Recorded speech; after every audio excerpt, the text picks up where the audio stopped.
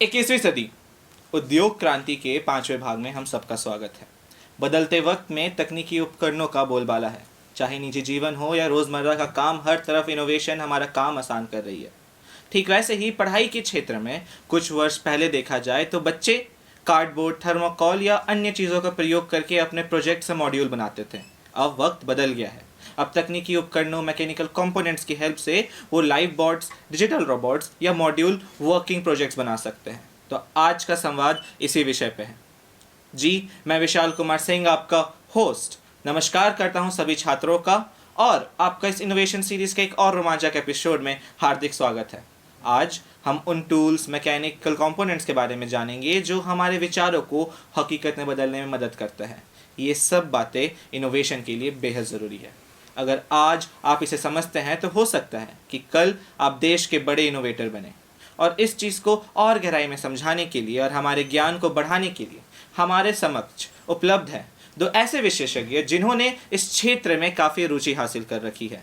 हमारी पहली वक्ता डॉक्टर अनीता गहलोत मैम, जिन्होंने अपने नाम 600 से अधिक पेटेंट किया है, जिसमें से 63 इंटरनेशनल है। इन्होंने अपना नाम टॉप 10 इनोवेटर्स में भी दाखिल किया है। ये division of research and innovation Uttaranchal university की हेड भी रहे।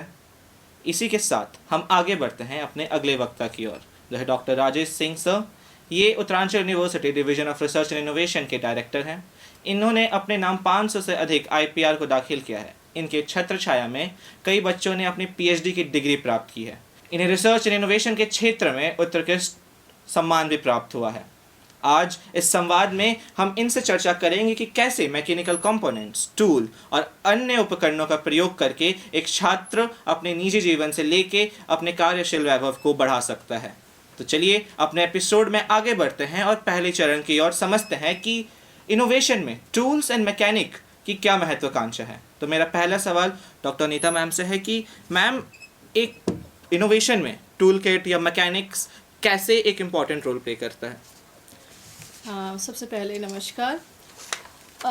जो ये सवाल आप पूछ रहे हैं, सबसे पहले हमें समझना है कि इनोवेशन हम किस तरीके से ले रहे हैं।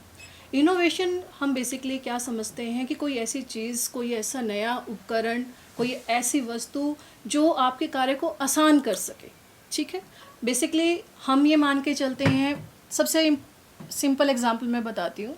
जैसे इस कमरे में अगर हम हैं और कोई एंट्री कर रहा है, तभी कोई बल्ब जले जिससे कि एनर्जी सेविंग भी हो सके। ये बहुत सिंपल एग्जांपल है इनोवेशन का। अब इसमें टूल्स का क्या इन्वॉल्वमेंट हो सकता है? अब देखिए, अगर जैसे आपने बोला कि कार्डबोर्ड या थर्माकोल से आप पहले छोटे छोटे प्रोटोकॉल्स बनाते थे, बट उससे क्या होता था कि आपको उसको रियल टाइम में इम्प्लीमेंट करने में प्रॉब्लम है। रियल टाइम में कैसे पता लगेगा? जब तक कि आप उसमें electronic and mechanical components involve नहीं करेंगे। जैसे मैंने अभी एग्जांपल दिया रूम का, तो इसमें जब तक आपका कोई ऐसा सिस्टम नहीं बन के लगेगा जो आपको सेंस कर सके कि ह्यूमन बीइंग एंटर हुआ है, कोई व्यक्ति एंटर हुआ है, तब तक वो कैसे बताएगा कि लाइट ऑन करनी है या नहीं करनी है। तो इन सब चीज़ों को देखते हुए हम ये कह सकते हैं कि जो कंपोनेंट्स हैं वो इतने इम्पॉर्टेंट है और अंडरस्टैंडिंग ऑफ कंपोनेंट भी बहुत इम्पॉर्टेंट है। तो सबसे पहले तो मुझे यही लगता है कि अलॉन्ग विद आइडियाज़, बच्चे के दिमाग में कोई आइडिया आ रहे हैं तो हमें उनको कंपोनेंट्स की भी जानकारी देनी चाहिए, जिससे कि वो उसको रियल टाइम में इम्प्लीमेंट कर सके। Thank you ma'am. तो हमें इससे ये समझ में आ रहा है कि कैसे रियल टाइम फ्रेम में किसी भी प्रोजेक्ट को वर्किंग मॉडल में कन्वर्ट कैसे किया जाए, जिससे सिर्फ ज्ञान की प्राप्ति नहीं, शायद समाज कल्याण या आप उससे एक एक्सपेंशन मॉडल भी क्रिएट कर सकते हैं। अब हम अपने अगले चरण की ओर प्रस्थान करते हैं, जिसमें हम जानेंगे कि छात्रों को कौन सी बेसिक चीज़ें हैं या बेसिक टूल्स हैं जिनका इस्तेमाल करके इस क्षेत्र में वो नाम कमा सकते हैं और आगे बढ़ सकते हैं। तो ये सवाल मैं डॉक्टर राजेश सिंह से पूछना चाहूँगा कि सर, छात्र कौन कौन से बेसिक टूल्स सीखने चाहते हैं? ओके, जैसे कि वार्तालाप का टाइटल है कि हमें इलेक्ट्रॉनिक्स और मैकेनिकल कंपोनेंट्स की बात हम करेंगे। तो जो बेसिक स्टूडेंट्स है स्कूल लेवल पे, अगर हम उनको टारगेट करके बात करें तो अभी जैसे हम देख रहे हैं कि अटल टिंकरिंग लैब है और उन लैब्स के अंदर बहुत सारे बेसिक कंपोनेंट्स जो है वो अवेलेबल होते हैं। और बेसिक कंपोनेंट में हम कह सकते हैं, अगर हम इंस्ट्रूमेंट्स की बात करें तो सबसे पहले बच्चे को एक मल्टीमीटर चलाना, मल्टीमीटर का नॉलेज लेना चाहिए। मल्टीमीटर के साथ अब बहुत सारे सोल्डरिंग आयरन्स, सोल्डरिंग किट्स आती हैं, उनके बारे में थोड़ा ज्ञान होना चाहिए कि किस तरीके से हम इलेक्ट्रॉनिकली उनको सोल्ड कर सकते हैं। उसके अलावा जो बेसिक, सबसे बेसिक है कि हमें 3 एलिमेंट जो पैसिव एलिमेंट हम बोलते हैं, रजिस्टर, कैपेसिटर, इंडक्टर, ये नॉलेज हमें इनके बारे में जानना चाहिए। उससे थोड़ा सा अपर लेवल पर जाएं तो हम कंप्यूटिंग करने के लिए भी बहुत सारे प्लेटफॉर्म अवेलेबल हैं, कोडिंग करने के लिए, कि भाई ऐसा सॉफ्ट डिफाइंड कंप्यूटर या चिप जिसके अंदर हम कोड लिखकर उस चिप को बता सकें। तो ऐसी बहुत सारी चिप हैं। अभी तो पहले 2010 से पहले प्लेटफॉर्म्स जो हैं वो सिंपल चिप मिलती थी हमें, लेकिन अब क्या है, रेडीमेड बोर्ड्स आ गए हैं। जैसे ये एक माइक्रो कंट्रोलर चिप है जिसको हम कोड कर सकते हैं। इस तरीके के बहुत सारे प्लेटफॉर्म्स अवेलेबल हैं। ये ESP32 है, ये एक इलेक्ट्रॉनिक गैजेट कंपोनेंट है। इसके अंदर कोड करके हम सेंसर्स, एक्चुएटर्स, डिस्प्ले, कोई भी डिवाइस इसके साथ अटैच करके कोडिंग के थ्रू हम इसको चला सकते हैं। तो सेम यहाँ पर बहुत सारे कस्टमाइज्ड बोर्ड भी बनाकर मैंने मतलब बनवाए हुए हैं, बच्चों ने डिज़ाइन किए हैं बेसिकली हमारे साथ। आप देखें कितना स्मार्ट बोर्ड है, इसको वेयरेबल फॉर्म में आप वियर कर सकते हैं। तो इस तरीके के टूल्स ये हमें समझने होंगे, और जब हम इनको समझ जाएंगे तो फिर हम अपना प्रोटोटाइप डिज़ाइन करने में ये कंपोनेंट आपको मदद करेंगे। Thank you sir. तो इससे ये समझ में आ रहा है कि कैसे एक बेसिक लेवल से स्टार्ट करके, एक शोल्डिंग मशीन से स्टार्ट करके आप कैसे एक चिप सेट मॉड्यूल को कोड कर सकते हैं, जिससे आप सिर्फ एक वर्किंग मॉडल नहीं, शायद एक फुल कंप्यूटर भी बना लो। तो आगे बढ़ते हैं इस चरण में। हमारा जो अगला चरण है, इसमें हम समझें कि कौन से इलेक्ट्रॉनिकल कंपोनेंट्स है जो आज के दौर पे काफ़ी ज़्यादा इस्तेमाल हो रहे हैं और छात्र उससे कैसे रूबरू हो सकते हैं। तो ये सवाल मेरा नीता मैम से होगा कि मैम, क्या आप कुछ बेसिक इलेक्ट्रॉनिक कंपोनेंट्स और उनके उपयोग समझा सकते हैं? जी, जैसे डॉक्टर राजेश सिंह ने अभी बताया आपको कि जो बेसिक कंपोनेंट्स हैं वो तो बेसिक, अगर इलेक्ट्रॉनिक नॉलेज आपको चाहिए तो वो जानना ही पड़ेगा। लेकिन आजकल जैसे अटल टिंकरिंग की सर ने बात की, तो अटल टिंकरिंग में आजकल आर्डिनो बोर्ड एक बहुत ही बेसिक बोर्ड प्रोवाइड कर रहे हैं, जिसमें कि बहुत ही सिंपलिसिटी से छोटे बच्चों को भी, एक 4th 3rd क्लास के बच्चे को भी आप कोड समझा सकते हैं। तो मुझे लगता है कि ये जो हैंड्स ऑन प्रैक्टिस है उसको हम आर्डिनो से स्टार्ट करके, उसके बाद क्योंकि कंप्यूटेशन पावर अलग अलग होती है बोर्ड्स की, जैसे अभी सर ने आपको बहुत सारे अपने कस्टमाइज्ड बोर्ड की बात की, तो उसके साथ साथ रेस्पबेरी पाई एक हमारा कंप्यूटेशन बोर्ड है जिसकी कंप्यूटेशन पावर बहुत ज़्यादा है, जिसमें अगर आपको इमेज प्रोसेस करनी है या आपको स्पीच प्रोसेस करनी है तो आप रेस्पबेरी पाई से कर सकते हैं। लेकिन अगर आपको सिर्फ सेंसर डाटा को कम्युनिकेट करना है, सेंसरी डाटा को ही एक्सेस करना है, तो आप आर्डिनो बोर्ड से कर सकते हैं। तो ये सारी बेसिक इन्फॉर्मेशन जो है वो बच्चे को हम टाइम टू टाइम कि उनका बेसिक आइडिया क्या है उसके हिसाब से समझा सकते हैं। जैसे एक छोटा सा एग्जाम्पल है, अगर आपको वाटर लेवल ही सिर्फ सेंस करना है तो वाटर लेवल सेंस करने के लिए आपको बेसिक कंपोनेंट्स, कैपेसिटर, डायोड और इनसे भी आप कर सकते हैं। लेकिन अगर आपको उसको डिस्प्ले भी करवाना है कि लेवल 1 मीटर है, 10 मीटर है, तो उसको डिस्प्ले करवाने के लिए आपको कंप्यूटेशनल पावर को इम्प्रूव करना पड़ेगा, तो उसके लिए आप आर्डिनो बोर्ड यूज़ कर सकते हैं। उसके साथ साथ अगर आपको उसकी इमेज भी लेनी है कि मुझे इमेज से पता करना है कि उसमें कुछ प्रॉब्लम तो नहीं है, कोई काई तो जमा नहीं हो गई है पानी में, अगर वो भी करना चाहते हैं तो उसके लिए फिर आपको रेस्पबेरी पाई यूज़ करना पड़ेगा। तो लेवल ऑफ प्रॉब्लम्स के ऊपर बेस्ड होता है कि सोल्यूशन आपको किस लेवल का प्रोवाइड करना है। तो वो आइडिया टू आइडिया डिपेंड करता है कि हम किस तरीके के कंपोनेंट्स और टूल्स यूज़ कर सकते हैं। Thank you ma'am. हर चरण, हर उपयोग और हर कारण के लिए एक अलग चिपसेट होता है। बच्चे या छात्र वो जिस क्षेत्र में काम कर रहे हैं उसके हिसाब से वो अपना मॉड्यूल चुन सकते हैं और अपने प्रोजेक्ट पे काम कर सकते हैं। हम इस एपिसोड के अगले चरण पे बढ़ते हैं और समझते हैं कि इनोवेशन में मैकेनिक्स की क्या भूमिका है, मैकेनिक्स कैसे इनोवेशन को एम्पावर कर रहा है। और ये प्रश्न मेरा राजेश सर से होगा कि सर, इनोवेशन में मैकेनिक्स की समझ को कैसे मदद करती है? देखिए, मैकेनिकल जितने भी स्ट्रक्चर अगर आपको फैब्रिकेट करने हैं, इवन मैंने एक गैजेट बनाया, ये एक इलेक्ट्रॉनिक्स गैजेट बना, अब मैं ऐसे मार्केट में तो इसको सेल नहीं कर सकता हूँ। यूज़र को तो मतलब नहीं है कि इसके अंदर क्या लगा है, उसको तो आउटर एस्थेटिक बहुत सुंदर देखनी है इसकी, तो हम इसकी आउटर एस्थेटिक हमें क्रिएट करनी है, कुछ पैकेजिंग बनानी है, तो हमें क्या करना पड़ेगा, उसके लिए 3D मॉडलिंग करनी पड़ेगी। 3D मॉडलिंग हम करेंगे तो उसके लिए हमें सॉफ्टवेयर सीखने पड़ेंगे। फ्यूजन 360 है या कैटिया, कैम प्रो, बहुत सारे वर्जन्स हैं, उनको हमें सीखना पड़ेगा। तो जब हम उनको सीख लेंगे तो हम 3D मॉडलिंग कर सकते हैं। वैसे वर्ड आता है एक forward kinematics and reverse dynamic, ये दो मैकेनिकल के सबसे इंपॉर्टेंट पार्ट हैं। अगर आपने स्टैटिक स्ट्रक्चर बनाना है कि आपने इसकी, जैसे ये एक डिवाइस है, इसके अंदर ये पैकिंग बना दी कि भाई इंडिकेटर बाहर दिखे, बाहर से ही मैं स्विच ऑन ऑफ करा सकूं, इसके अंदर इलेक्ट्रॉनिक्स कंपोनेंट्स लगा हुआ, सर्किट बना हुआ है, बट आउटर एस्थेटिक जो कस्टमर को दिखेगी वो ऐसे दिखेगी। और एक कैमरा भी है इसमें, आप देखिए कैमरा, छोटा सा कैमरा आपको दिख रहा है, पिक्सी कैमरा, ये ESP32 का कैमरा है ये। तो ये आउटर एस्थेटिक के लिए हमें मैकेनिकल स्ट्रक्चर का समझ होनी चाहिए। उसको समझने के लिए हमें बेसिक मैकेनिकल इंजीनियरिंग जो हम पढ़ते हैं, 4 ईयर कोर्स भी करते हैं कुछ लोग, डिप्लोमा भी होता है इसमें, ITI भी इवन मैकेनिक्स में होती है।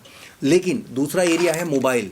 एक तो हो गया स्ट्रक्चर एस्थेटिक है कि भाई रुका हुआ है, एस्थेटिक है नेचर में, लेकिन अगर आपको कोई मोबाइल रोबोट क्रिएट करना हो तो मोबाइल रोबोट क्रिएट करने के लिए आपको बहुत सारे मैकेनिकल का नॉलेज क्रिएट करना पड़ेगा। आपको इंडिविजुअल, अगर सपोज ह्यूमनॉइड बनाना है तो आपको सिंपल आर्म की तरीके से हैंड डिज़ाइन करना है, तो वो भी ऐसे 3D प्रिंटर फिर रोल में आ जाएगा अभी लेटेस्ट ट्रेंड में जो है।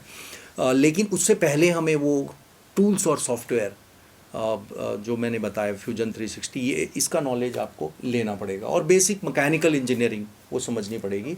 तभी आप जो है इसको किसी भी मोबाइल डिवाइस रोबोट बनाना है, ठीक है, it's a mixer of so many discipline. इसमें इलेक्ट्रॉनिक्स भी होगा, इलेक्ट्रिकल भी होगा, मैकेनिकल भी होगा, इवन कंप्यूटर साइंस भी होगा, बिकॉज कोडिंग भी करनी है। तो ये सारा नॉलेज, सारी ब्रांचेस मिलकर एक रोबोट को फैब्रिकेट कर सकती है। सिमिलरली ड्रोन्स हैं, ड्रोन्स में भी यही होगा, आपको आउटर एस्थेटिक में मैकेनिकल स्ट्रक्चर का भी नॉलेज हो, रिवर्स काइनेमेटिक्स, फॉरवर्ड डायनामिक्स, ये आपको आनी चाहिए मैकेनिकल में, तो आप इसको करके जो है सीख सकते हैं। Thank you sir. यस, आप मैकेनिक्स के हेल्प से अपने मॉडल को एक रूप दे सकते हैं, उसे एक पहचान दे सकते हैं। इसी के साथ अगर आप एक छात्र हैं, आप सोच रहे हैं कि आप कुछ इनोवेट करें या कोई वर्किंग मॉडल बनाएं, तो आप जूझते हैं अपने विचार और मैकेनिकल टूल से, तो अगले चरण में हम समझेंगे कि आपके विचार और मैकेनिक्स को कैसे मिला के एक अच्छा प्रोडक्ट बनाया जाए। तो ये सवाल मेरा अनीता मैम से होगा कि मैम, टूल्स और कंपोनेंट्स छात्रों के विचारों को हकीकत में कैसे बदलते हैं? ये बहुत इम्पॉर्टेंट है समझना जो आपने क्वेश्चन किया है। जैसे राजेश सर ने बहुत ही खूबसूरती से बताया कि स्टैटिक अगर कोई स्ट्रक्चर है तो उसके लिए क्या ज़रूरत है, अगर आपको मूवमेंट करवानी है तो क्या ज़रूरत है। तो इसी तरीके से हमें ये जैसे मैंने पहले भी बोला कि टूल्स समझने के लिए हमें आइडिया का लेवल समझना पड़ेगा कि कॉम्प्लेक्सिटी क्या है आपके आइडिया की, क्योंकि कोई भी सोल्यूशन जो है वो बेसिक सोल्यूशन जो हम प्रोवाइड करते हैं वो प्रॉब्लम के बेस पे करते हैं। तो पहले हमें ये समझना है कि टूल्स रिक्वायरमेंट क्या है जिसको हम यूज़ करके सोल्यूशन को प्रोवाइड करेंगे। अब जैसे अगर हम इसको और अच्छे से एग्जांपल से समझ सकते हैं, जैसे मुझे एक छोटा सा रोबोट ही बनाना है फॉर एग्जांपल, कि कोई भी मेरे ऑफिस में आए और मैं ऑफिस में उपस्थित नहीं हूँ तो वो उससे पूछे कि अनीता मैडम जो है वो कहाँ है, आपको क्या पता है उसके बारे में। तो वो सिर्फ बताए ना, वो गाइड भी करे कि अभी मैम लैब 1 में है या लैब 2 में है, आपको मैं लेके चलूँ। तो इसमें क्या है, काफ़ी सारी चीज़ें इंक्लूडेड हैं इसमें। वो सुन भी रहा है आपको, वो समझ रहा है आपको, उसके साथ साथ मूवमेंट भी कर रहा है। तो इसमें आपका जो सर ने बताया कि फॉरवर्ड एंड रिवर्स काइनेटिक, ये भी इन्वॉल्व है। मोटर्स की नॉलेज बहुत इंपॉर्टेंट है कि कौन सी मोटर जो है वो लगनी चाहिए, कितना वेट कैरी कर सकती है। इसके साथ साथ डिस्प्ले में आपको डिस्प्ले करवाना है। अगर हम सॉफ्टवेयर की बात करें तो सॉफ्टवेयर में आजकल जैसे हम आर्टिफिशियल इंटेलिजेंस सुन रहे हैं, हम सब आजकल बहुत बज़वर्ड है AI हम सब लोग बोल रहे हैं, बट AI कुछ नहीं है, एक एल्गोरिदम ही है। अब वो एल्गोरिदम हम किस रूप में यूज़ कर रहे हैं वो डिपेंड करता है। अब यहाँ पर AI कैसे यूज़ हो रहा है कि आप उसको क्वेश्चन पूछ रहे हैं, वो प्री ट्रेंड है, हो सकता है वो उसको ट्रेनिंग, मैंने कुछ मॉड्यूल बना के उसमें सेव कर दिए कि मॉड्यूल 1 मैंने प्रेस करके चली गई, उसमें ये लिखा है कि अनीता मैडम अभी उपस्थित नहीं है ऑफिस में, वो लैब 2 में है, तो ये सेव कर दिया मैंने, उसमें सेव्ड है। अब मॉड्यूल 2 ये है कि अनीता मैम अभी उपस्थित हैं, आप उनसे 10 मिनट बाद मिल सकते हैं। तो ये सारा हम उसको ट्रेनिंग दे रहे हैं। उसको ट्रेन करने के बाद जैसे ही मैं बाहर गई और उसका कोई मॉड्यूल मैंने एक्टिवेट कर दिया, तो वो एक्टिवेट जो भी मॉड्यूल होगा कोई आके उससे पूछेगा तो वो उसका आंसर वही करेगा। तो बेसिकली मैंने उसको ट्रेनिंग दे दी। तो यहाँ पर अगेन मैं वही बोलूँगी कि टूल्स की रिक्वायरमेंट जो है वो सोल्यूशन क्या आप प्रोवाइड करना चाहते हैं उसके ऊपर डिपेंड करता है। ये कोई प्री डिफाइंड कोई सेट ऑफ रूल नहीं होता इसके लिए कि मैं आपको बोलूँ कि ABCD ये कंपोनेंट्स होते हैं और इससे आप पूरी इनोवेशन को इस्टेब्लिश कर सकते हैं या इससे ही सारे सोल्यूशन हो सकते हैं। ऐसा कोई भी ABCD रूल अभी तक बना नहीं है जिससे हम ये बोल सकें कि इसको हम इम्प्लीमेंट करेंगे और आपका कोई भी इम्प्लीमेंटेशन हो जाएगा। तो अगेन डिपेंड्स कि आपका प्रॉब्लम स्टेटमेंट क्या है। Thank you ma'am. तो इसी के साथ हम समझ सकते हैं कि कैसे आवश्यकता ही विज्ञान या निर्माण की जननी है। इसी के साथ हम आगे बढ़ते हैं। जैसे हर सफ़र में उतार चढ़ाव सफलता आती है, इसी तरह हमारे समक्ष जो वक्ता बैठे हैं वो शिक्षक भी हैं। तो चलिए जानते हैं कि उनके जीवन में, उनके छात्रों के जीवन में ऐसा क्या पड़ाव आया उन्होंने भी कुछ ज्ञान की प्राप्ति की और उनके छात्र ने भी कौशल कमाया है। तो ये सवाल मैं आप दोनों से पूछना चाहूँगा कि क्या आप कुछ छात्रों की कहानियाँ साझा कर सकते हैं जिन्होंने टूल्स और टेक्नोलॉजी का इस्तेमाल करके समाज कल्याण में भी अपना योगदान दिया और कौशल कमाया है। तो सर पहले आपसे शुरू करें। जी। आप देख सकते हैं एक 2018 में एक Gandhian young technological innovation award होता है GYTI। It's a very prestigious award और ये राष्ट्रपति भवन में मिलता है और जो बेस्ट टॉप इनोवेशंस होती हैं इंडिया की उसके लिए एप्लीकेशंस निकलती हैं एवरी ईयर। हम वहाँ सबमिट करते हैं। अगर आपका प्रोटोटाइप इस लेवल पे फैब्रिकेट हुआ है तो एक प्रोटोटाइप था हमारा which was developed in with earlier university और वो प्रोटोटाइप का नाम था ओबिडास, ऑन बोर्ड डायग्नोस्टिक सिस्टम। ये क्या करता था? व्हीकल की हेल्थ मॉनिटरिंग करता था। आप अगर देखें तो सभी गाड़ियों में अपना ECU होता है ना, इलेक्ट्रॉनिक्स कंट्रोल यूनिट कहते हैं उसको। पहले ये कहा जाता था कि ये सेंट्रलाइज्ड होता था पुरानी व्हीकल कार में, लेकिन आजकल के जो ECUs हैं कार के अंदर बहुत सारे, मतलब मुझे लगता है कि 100+ ECUs कार के अंदर होंगे, इलेक्ट्रॉनिक्स कंट्रोल यूनिट, और वो डिस्ट्रीब्यूटेड नेचर में है, सब अलग अलग। जैसे मान लिया आपने विंडो ग्लास को अप एंड डाउन करना है तो उसके लिए एक अलग इशू है। पहले क्या होता था? सेंट्रलाइज था कि अगर ख़राब हो गया ECU तो आपको ECU रिपेयर करवाना पड़ेगा। बट अब क्या है? सेंट्रल एक ECU है जिसकी पावर डिस्ट्रीब्यूटेड है, एक ECU है, तो ये ECU अगर ख़राब हो गया तो इसको रिप्लेस करके बाहर फेंक देते हैं और नया ECU रिप्लेस कर देते हैं। उसका सिंपल काम है कि विंडो के ग्लासेस को अप एंड डाउन करना, जो हम साइड के उससे करते हैं बटन से, है ना, अप एंड डाउन। तो मुझे लगता है कि वो ओबिडास जो प्रोडक्ट बना था वो इस पर्पज़ के लिए बनाया गया था कि एक तो अभी जैसे हम लोग ड्राइव करते हैं ना, तो ड्राइव करते हुए एज ए मतलब ऑनर मैं गाड़ी ड्राइव कर रहा हूँ, तो मॉर्निंग में मैं जब गाड़ी ड्राइव कर रहा हूँ तो मुझे एक प्राइमरी इन्फॉर्मेशन 3-4 पैरामीटर होते हैं जो सबसे डिफ़िकल्ट होते हैं कि जैसे रेडिएटर में कोई लीकेज नहीं होनी चाहिए। अगर रेडिएटर में गलती से लीकेज हुई तो आपकी गाड़ी इंजन हीट होके हेड गैस्केट उसकी बर्न हो जाएगी। तो हमें वो हेड गैस्केट का coolant level should be mentioned on dashboard. ऐसा था वो इनोवेशन कि हमने एक ओबिडास एक पोर्ट बनाया, उसको वायरलेस कम्युनिकेट कराया through Zigbee protocol which is with in vehicle communication, और वो डैशबोर्ड पर एक स्क्रीन डिस्प्ले लगाया था जिसमें कि वो 4 पैरामीटर, एक तो रेडिएटर का कूलेंट लेवल, एक आपका क्लच, एक ब्रेक, ये बिल्कुल परफेक्ट चलने चाहिए, और कुल इंजन ऑयल, ये 4 पैरामीटर का डिस्प्ले करेगा कि all are healthy up to the mark. जब वो बताएगा तो ही गाड़ी को हम चलाएंगे। कई बार क्या होता है, हमने गाड़ी ले ली, उसकी 10,000 में सर्विस है और हम 15,000 भी चला रहे हैं। उससे क्या हुआ? या तो कूलेंट गया कहीं पर, ख़त्म होगा, OBS है उसका 10,000 की लिमिट थी, या फिर आपका इंजन ऑयल कम हो जाएगा, या फिर आपका हो सकता है कि क्लच और ब्रेक के इंजन ऑयल भी ख़त्म हो रहे हों।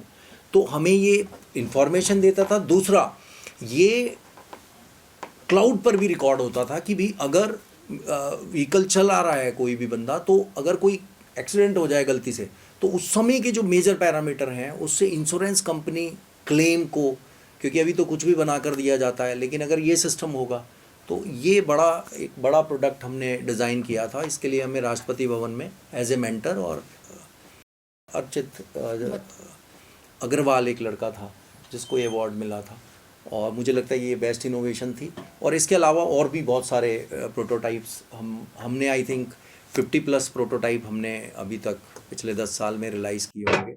कुछ गए मैच्योरिटी लेवल पर, कुछ नहीं गए। I think doctor Anita will share more. हाँ, ऐसे ही मैं आपसे शेयर करना चाहती हूँ कि कोविड-19 का टाइम पीरियड तो सबको ही याद है, बहुत ही क्रूशियल टाइम था। उस टाइम पर हमारी एक छोटी सी टीम गठित की गई थी यूनिवर्सिटी के द्वारा, जिसमें हमें ये टास्क दिया गया था कि हम कुछ ऐसे इनोवेशंस करें जिससे कि जो भी WHO की गाइडलाइन है उसको फॉलो करने में आम जनता को सुविधा हो। तो उसमें सबसे इम्पॉर्टेंट आपको याद होगा कि WHO ने गाइडलाइन जारी की थी कि आपको हाथ 20 सेकंड तक मिनिमम धोना ही धोना है, अदरवाइज़ आपके जो जर्म्स हैं वो मरेंगे नहीं। लेकिन बच्चे क्या करते थे कि बहुत जल्दी जाना और पानी के नीचे हाथ डालना, वापस आ जाना। तो ना तो पेरेंट्स को समझ में आ रहा है कि वो 20 सेकंड धुला, नहीं तो बच्चों को समझ में आ रहा है। तो इसके लिए हमने एक छोटा सा एक डिवाइस बनाया था उस टाइम पे, बहुत अंतर्राष्ट्रीय लेवल पर भी उसको बहुत कवरेज मिला था। उसमें हमने क्या किया था, एक छोटा सा एड ऑन डिवाइस हर बॉटल पे लगाने के लिए हमने बनाया था। जैसे जो हम प्रेस करते हैं बॉटल हैंड वॉश के लिए, तो उसके पिस्टन में लगा दिया था वो छोटा सा डिवाइस। तो जैसे ही हम प्रेस करते थे वो डिवाइस को, वो 20 सेकंड के लिए म्यूज़िक प्ले करता था। तो उससे क्या होता था कि आपको समझ में आ रहा है, आपको घड़ी भी नहीं देखने, कुछ नहीं, कि जब तक म्यूज़िक प्ले हो रहा है तब तक आपको हाथ धोने हैं। Yes. और जब म्यूज़िक बंद हो गया, दैट मीन्स अब टाइम हो गया, अब आपने हैंड वॉश अच्छे से कर लिया। तो एक छोटा सा इनोवेशन था, बहुत ही छोटा इलेक्ट्रॉनिक डिवाइस उसमें हमने लगाया था। बहुत बड़ी इनोवेशन नहीं थी, बट इनोवेशन जब टाइम पर की जाती है उसका इम्पैक्ट बहुत ज़्यादा होता है। तो वो उस टाइम के लिए, उस वक्त के लिए बहुत ही, मुझे लगता है सर कि वो बहुत अच्छा एक इनोवेशन हमारे स्टूडेंट्स के साथ मिलकर हमने किया था।